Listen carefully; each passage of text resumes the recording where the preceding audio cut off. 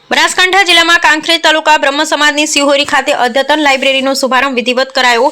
વિદ્યા એ જ સર્વસ્વ ધન છે, જેને અનુરૂપ અંતર્ગત કાંકરેજ તાલુકા મુખ્ય મથક આનંદ ભુવન ખાતે અદ્યતન લાઇબ્રેરીનું શુભ ઉદ્ઘાટન કરવામાં આવ્યું। આ શુભ પ્રસંગે નાની બાળકીના હસ્તે વૈદિક મંત્રોચ્ચાર સાથે ગળો મૂકી હરગોમનભાઈ શિરવાડે ઉપસ્થિત સૌના હસ્તે કમલેશભાઈ શાસ્ત્રી દ્વારા વેદ મંત્રો સાથે પૂજન કરવામાં આવ્યું। રામજીભાઈ રાયગોર, બનાસકાંઠા।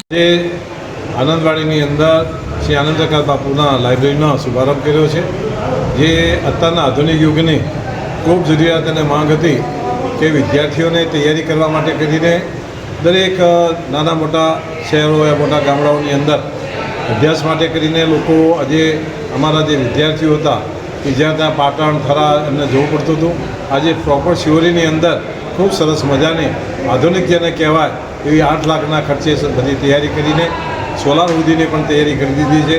સોલારની અંદર એક એવી વૈજ્ઞાનિક બેટરી આવે છે કે જેના કારણે રાતનો જે વપરાશ થાય છે ઇલેક્ટ્રિકનો, એ પણ વપરાશ ત્યાં સ્ટોર કરી અને એનો ઉપયોગ કરી શકશું।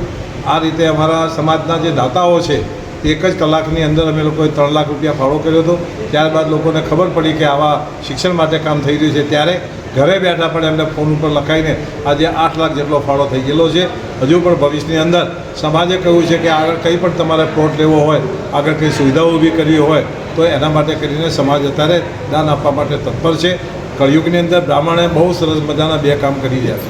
કાંકરેજ તાલુકા બ્રહ્મ સમાજ સંચાલિત શ્રી આનંદ પ્રકાશ લાઇબ્રેરીનું આજે લોકાર્પણ હતું।